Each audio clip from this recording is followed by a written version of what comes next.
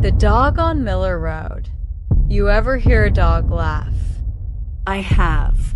And I wish I hadn't.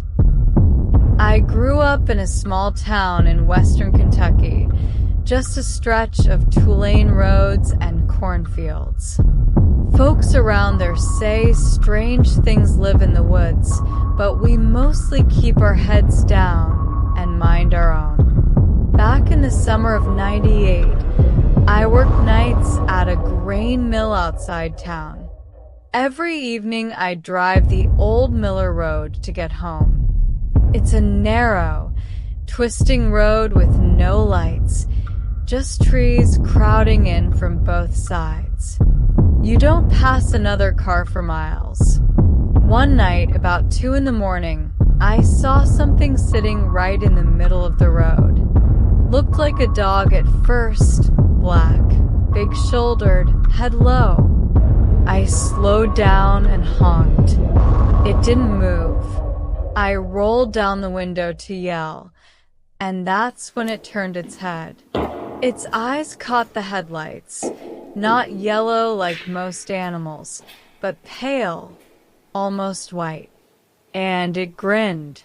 Not a snarl, not baring teeth.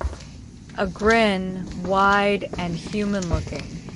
I froze up so bad, I nearly stalled the truck. Then, just as sudden, it bolted off into the trees. I told myself it was a trick of the light. Been up too long. But when I got home, I couldn't shake that grin out of my mind, H. Next night, same road, same time. I came around the bend by the old Miller barn and saw it again, standing by the ditch this time. Still as a post facing my truck. I drove past it slow. When I looked in the mirror, it was trotting behind me on the shoulder, keeping up even as I sped up.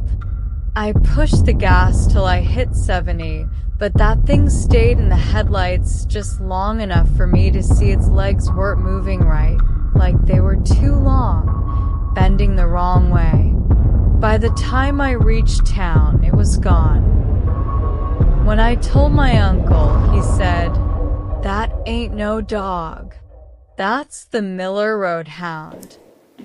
Said back in the 1930s, a man named Carver used to hunt foxes with a big black hound. One night the dog ran off into the woods and never came back. Carver searched for 3 days before finding the dog hanging from a fence, throat cut, tracks of boots all around. He went mad over it.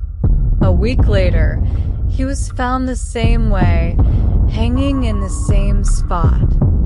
Folks say his hound still runs that road, looking for whoever did it. I laughed it off. Old country ghost story. A few nights later, a storm rolled in while I was driving home. Wind so strong it shook the truck. I hit that same stretch by the barn, and there it was, standing in the rain. Only this time, it was right in my lane. I slammed the brakes.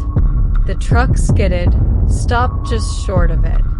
The thing lifted its head, water dripping off its snout, and I swear it spoke. Sounded like a growl forced into words. "You seen him?" Then it laughed. Low and broken, like someone trying to remember how. I threw the truck in reverse and tore out of there. Next morning, I went back in daylight, just to prove to myself it wasn't real. But at the bend near the barn, I found tracks in the mud, paw prints bigger than my hands, pressed deep into the earth, leading straight up to a fence post. Someone had nailed a collar there. Rusted metal tag. The name was half gone, but I could still read one word. Carver. I don't take Miller Road anymore. Nobody does much.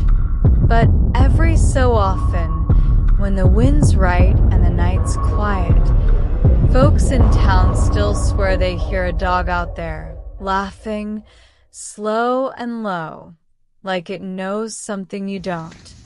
And when they do, they lock their doors, because once the Miller Road hound smiles at you, it always finds you again.